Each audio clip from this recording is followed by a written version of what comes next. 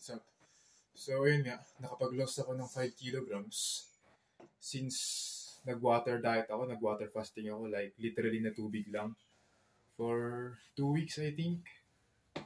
And pretty much, nakaloss ako ng 5 kilograms within 2 weeks. Ang kilo ko kasi is about, nasa 75? Around 75, 74, 75. And nag-water diet ako. And ayun, nakabawas ako ng 5 kilograms. So ayun, eto kapag hindi ko fine-flex yung sa abs. So ayun, hindi yan flexed hindi yan flexed Hindi yan naka-flex. Hindi yan naka-flex. Pero ito kapag i-flex ko, tingnan natin kung anong progress ko. First, yan. Yan. Yan. Medyo lacking ako sa bicep kasi wala halos calisthenics ako lagi. So, ayun nga. Next is sa may tricep. Ayan. And make sure na hindi na-push yung sa likod. So, ayan yung tricep. And next is itong right.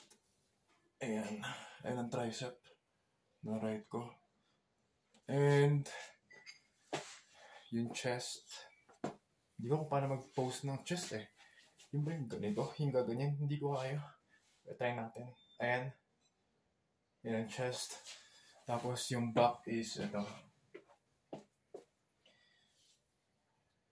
Yan. So, ayun ang back ko. And lastly, yung abdominals. Which is ito. Yan. Yan, di pa yung flex, pero ito flex ko. Ayan. Try natin yung David leg pose. Ayan. Hindi ko kayang gawin. Masakit sa ulo. So, ayan. Yung David leg pose. So, ito pag hindi naka-flex, meron pa rin parang bulk. Although, kinakailangan ng magandang lighting para noticeable. Pero ito, kapag flex ko pa ba, yan. Hindi yan fats Pure abdominals.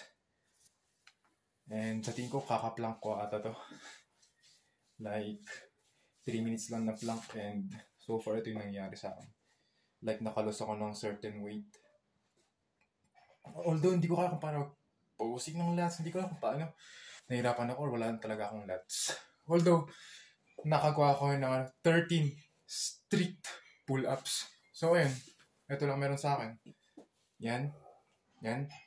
Balikan natin. Yan. Yan. Yan. Tapos ito. Mimi! So, ayun. Tumakbo yung pusa. Asad lang. So, ayun. So far, maganda naman yung katawan ko. Pero, maglo-loss pa ako ng weight kasi yung target ko is 65 kilograms. Pero ang problema is, hindi na ata kaya ng katawan ko magbawas. Kasi yung height ko is 5'7", which is relatively short para sa lalaki. Pero, ang weight ko is 70 kilograms. Naglalaro sa 70-71. So, technically, parang 4 kilograms ang nabawas sa akin. So, ayun. Bye.